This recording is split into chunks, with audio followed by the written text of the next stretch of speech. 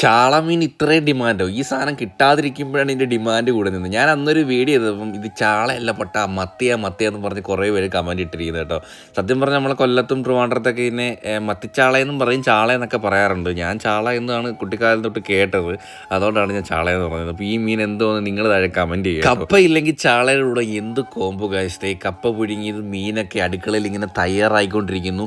ഞാൻ അപ്പോഴത്തേക്ക് കുളിച്ച് ഫ്രഷായിട്ട് ഹാളി വന്നിരിക്കുക കേട്ടോ. എനിക്ക് അമ്പൂട്ടനാണെങ്കിൽ മണം അങ്ങോട്ട് സഹിക്കാൻ വയ്യ മീൻ വറുത്തതിൻ്റെ.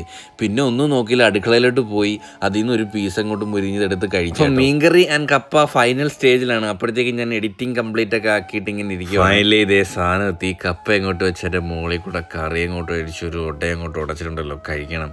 അതും പുളിമോളം വയ്ക്കുന്നതാണ് എനിക്ക് ഏറ്റവും കൂടുതൽ ടേസ്റ്റ്. മീൻ വറുത്തത് എനിക്ക് ഒരുപാട് മുരിഞ്ഞങ്ങ് കരിച്ച് കഴിക്കുന്ന ഇഷ്ടമല്ല, കുറച്ച് വെന്താൽ മതി, എന്നാലേ ആ ഒരു മീനിൻ്റെ ഒരു ഫ്ലേവർ കിട്ടും. ഇനി കലോറി ബേൺ ചെയ്യേക്കുവാണ്. അമ്പൂട്ടിന് ആന കളിക്കുന്നതിനെക്കാട്ടി ഇഷ്ടം ഇങ്ങനെ ഞാൻ കിടന്നു കൊടുക്കുന്നതാണ്. പിന്നെ ഒരു കാര്യം, ഇങ്ങനത്തേക്കുള്ളൊരു മുതൽ വീട്ടിൽ ഉണ്ടെന്നുണ്ടെങ്കിൽ സമയം പോകുന്ന അറിയത്തില്ല. അപ്പോൾ ഇന്നേക്ക് ഇത്രയേ ഉള്ളൂ. Love you and by.